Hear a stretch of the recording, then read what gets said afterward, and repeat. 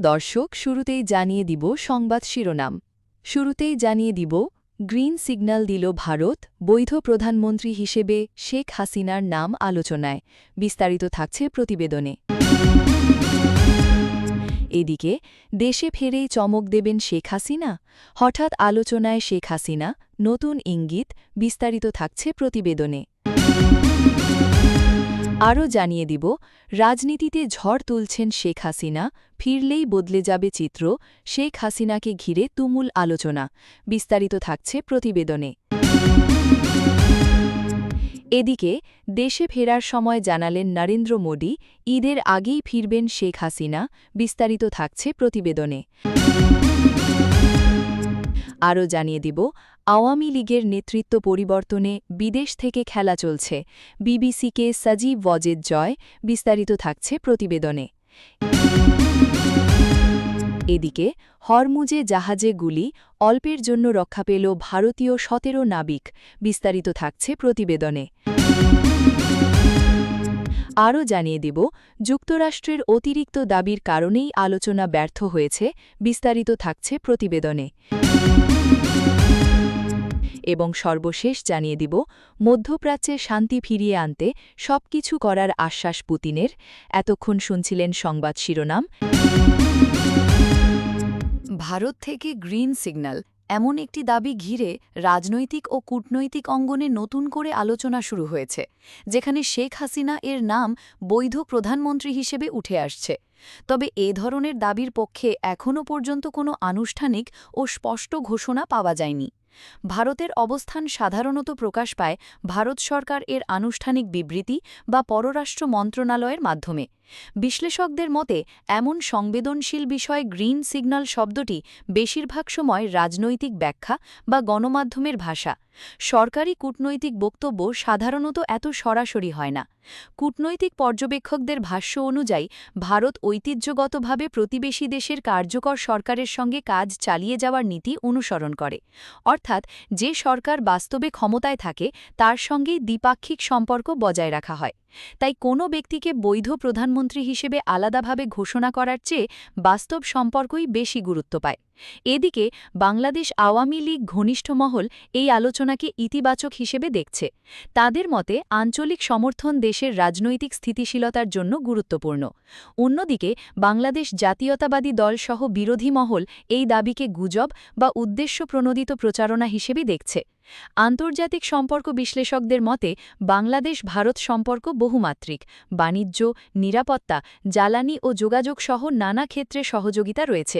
ফলে রাজনৈতিক বিতর্কের মধ্যেও কূটনৈতিক সম্পর্ক সাধারণত ধারাবাহিক থাকে।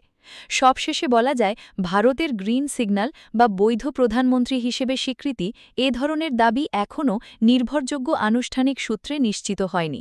তাই বিষয়টি মূল্যায়নের ক্ষেত্রে যাচাই করা তথ্য ও সরকারি বিবৃতির ওপর নির্ভর করাই যুক্তিযুক্ত।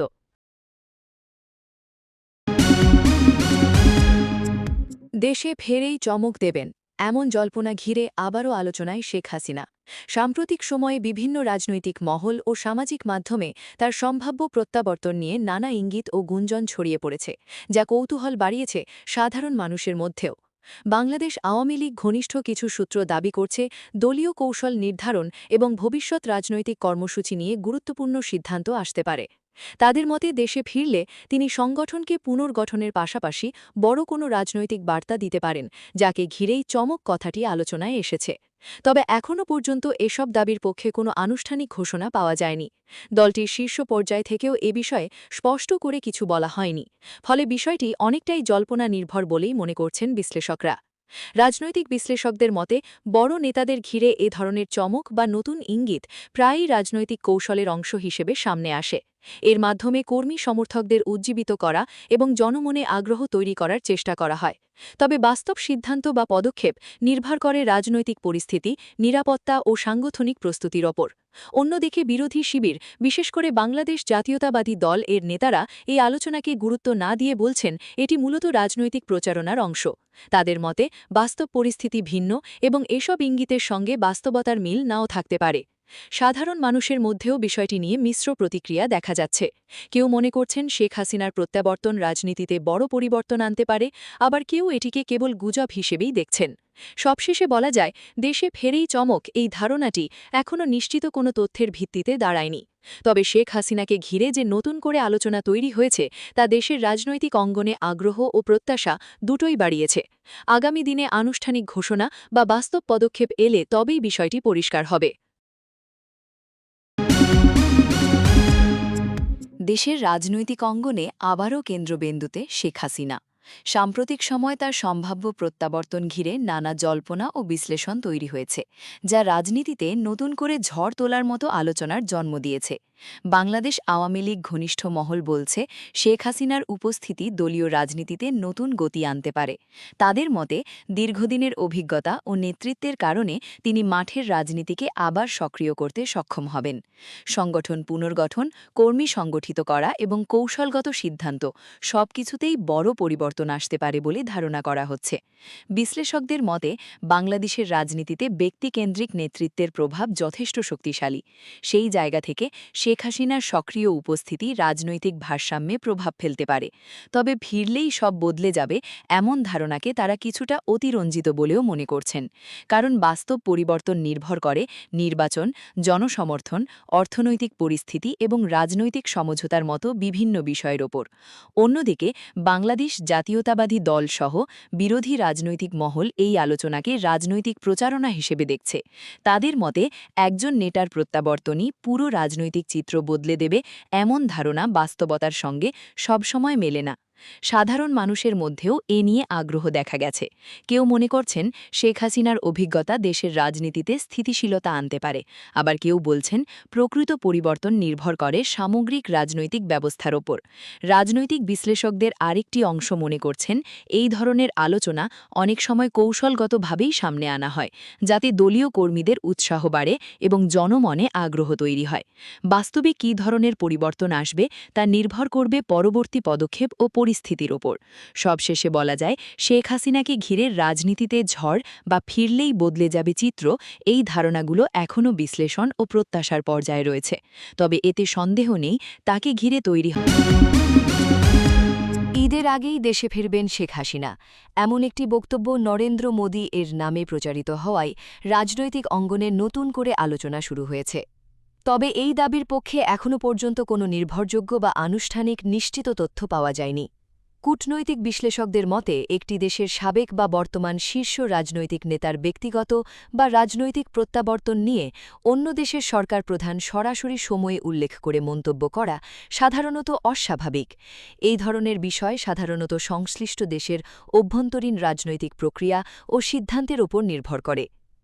এদিকে বাংলাদেশ আওয়ামী লীগ এর পক্ষ থেকেও এ বিষয়ে স্পষ্ট কোনো আনুষ্ঠানিক বক্তব্য পাওয়া যায়নি। দলটির ঘনিষ্ঠ মহল বলছে, সামাজিক যোগাযোগ মাধ্যমে ছড়িয়ে পড়া অনেক তথ্য যাচাই ছাড়া প্রচারিত হচ্ছে, যা বিভ্রান্তির কারণ হতে পারে। অন্যদিকে বাংলাদেশ জাতীয়তাবাদী দলসহ বিরোধী রাজনৈতিক মহল এই দাবিকে গুজব বা উদ্দেশ্যপ্রণোদিত প্রচারণা হিসেবে দেখছে। তাদের মতে, যাচাইবিহীন তথ্য ছড়িয়ে রাজনৈতিক পরিস্থিতিকে প্রভাবিত করার চেষ্টা করা হচ্ছে। বিশেষজ্ঞরা বলছেন, শেখ হাসিনার দেশে ফেরা একটি গুরুত্বপূর্ণ রাজনৈতিক বিষয়, যা নির্ভর করে নিরাপত্তা পরিস্থিতি, রাজনৈতিক পরিবেশ এবং ব্যক্তিগত সিদ্ধান্তের ওপর। তাই নির্দিষ্ট সময়ে উল্লেখ করে দেওয়া যে কোনো দাবিকে সতর্কতার সঙ্গে দেখা উচিত। সাধারণ মানুষের মধ্যেও এ নিয়ে কৌতূহল দেখা গেছে। অনেকেই জানতে চাইছেন, আদেও কি এমন কোনো পরিকল্পনা রয়েছে, নাকি এটি শুধুই গুজব। সবশেষে বলা যায়, ঈদের আগেই দেশে ফেরা এই দাবিটি এখনও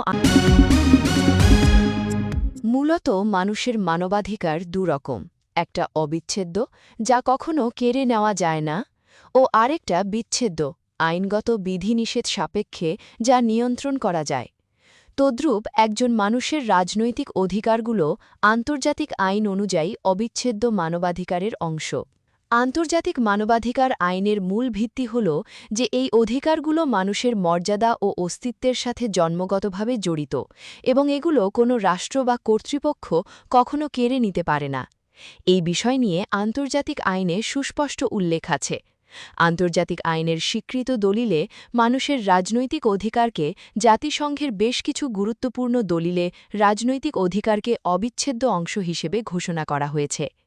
মানবাধিকারের সর্বজনীন ঘোষণাপত্র ১৯৪৮ সালে গৃহীত এই দলিলে স্পষ্ট বলা হয়েছে যে প্রতিটি মানুষের রাজনৈতিক মত প্রকাশের এবং সরকার নির্বাচনে অংশগ্রহণের অধিকার রয়েছে এবং এর প্রস্তাবনায় মানবাধিকারকে অবিচ্ছেদ্য হিসেবে উল্লেখ করা হয়েছে। আইসিসিপিআর মানুষের নাগরিক ও রাজনৈতিক অধিকার বিষয়ক এই আন্তর্জাতিক চুক্তিতে international covenant on civil and political rights ভোটদান, সংগঠন করা এবং জনহিতকর কাজে অংশ নেওয়ার অধিকারকে আইনি সুরক্ষা দেওয়া হয়েছে। আইন অনুযায়ী একজন মানুষের রাজনৈতিক অধিকারের মধ্যে মূলত নিচের বিষয়গুলো অন্তর্ভুক্ত। প্রথমত, ভোটদানের অধিকারসহ অবাধ ও সুষ্ঠু নির্বাচনে নিজের প্রতিনিধি নির্বাচনের সুযোগ। দ্বিতীয়ত, নির্বাচনে প্রার্থী হওয়ার অবিচ্ছেদ্য অধিকার প্রয়োগে মাধ্যমে যোগ্যতা অনুযায়ী সরকারি পদে লড়াই করার অধিকার।